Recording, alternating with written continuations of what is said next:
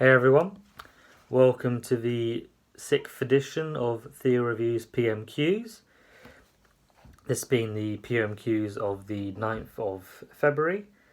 So I've got my notes, I've got my court party pen, and let's get started. So today Keir Starmer started with talking about how was the business secretary right when he said that fraud is not something people experience in their day-to-day lives? Boris Johnson tried to reply with that the government and the country, despise fraudsters, which is why we're cracking down on fraudsters, which obviously met with a big barrel of laughs because of how everything has been going in the government and the party. And that they've strengthened their anti-fraudster task force, which, to be honest, sounds like something out of the thick of it, really. Keir Starmer responded with, well, his answer has a big hole in it. For 2 years, we've had lockdown. 2 crimes were the only ones that were really committed and went up, which was fraud and parties. And he said that both had gone through the roof. He said that 14,000 cases of fraud, and that the business secretary said that it's not a real crime, and that the government turns a blind eye to scammers, and that his anti-fraud minister even threw in the towel. Boris Johnson tried to obviously respond with, we're tackling crime across the board, and going on about needing a strong economy that can be trusted by the Conservatives to do that.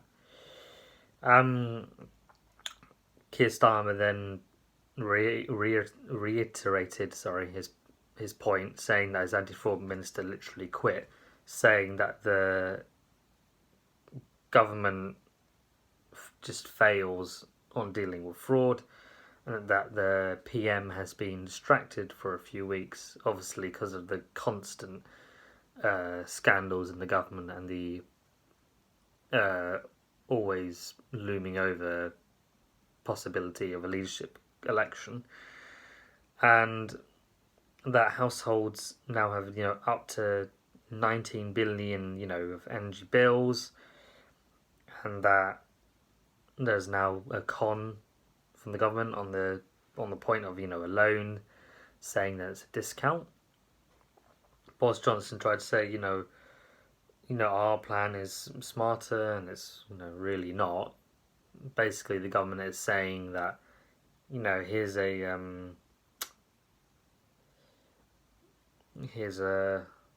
I've lost the word for it. Basically, here's like a one-off. Here's some money, but no, it's actually a loan. Keir Starmer responded with, if it sounds like a loan, looks like a loan, isn't he just making people take out a loan? And of course, Boris Johnson just tried to apply again with, our approach is faster than anything Labour would come up with. Keir Starmer then responded with, he could actually stand up to his Chancellor. Households now have about an extra 700 in bills now. Boris Johnson just tried to apply with, well, he'll just hit and go after the energy companies. Keir Starmer then replied with, bear in mind that there's, rise of tax, price rising, taxpayers are just going into debt, and because of everything the government's been doing, working people are being asked to pay the bill. Boris Johnson obviously just said, the government is committed to doing the right thing, and of course tried to bring Brexit into it, as he always does. I'll just touch briefly on what the SNP said, seeing as they're the second biggest opposition party, and their Westminster leader in Blackford was there. He said that, soaring energy bills, rising prices, basically people can't afford to keep living in their homes? You know, can they scrap the insurance tax hike? Boris tried to say, you know, we're recruiting more nurses, you know, we're increasing their pay. Ian Blackford then said actions speak louder than words, and that the very people he's hitting the worst are the same people that worked hardest during the pandemic when he was holding parties.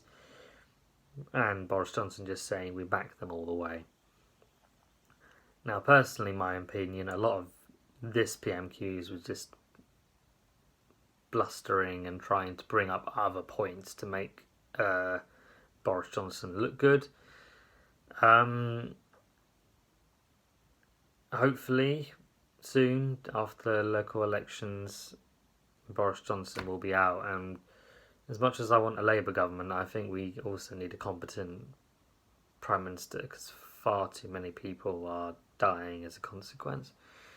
So thank you for tuning in today. I hope you have a nice day. If you have any comments or questions, please do leave them below in the video, or on Facebook or Twitter or Instagram, or you can email me at theodoreg.michael@gmail.com, and I hope to see you all soon.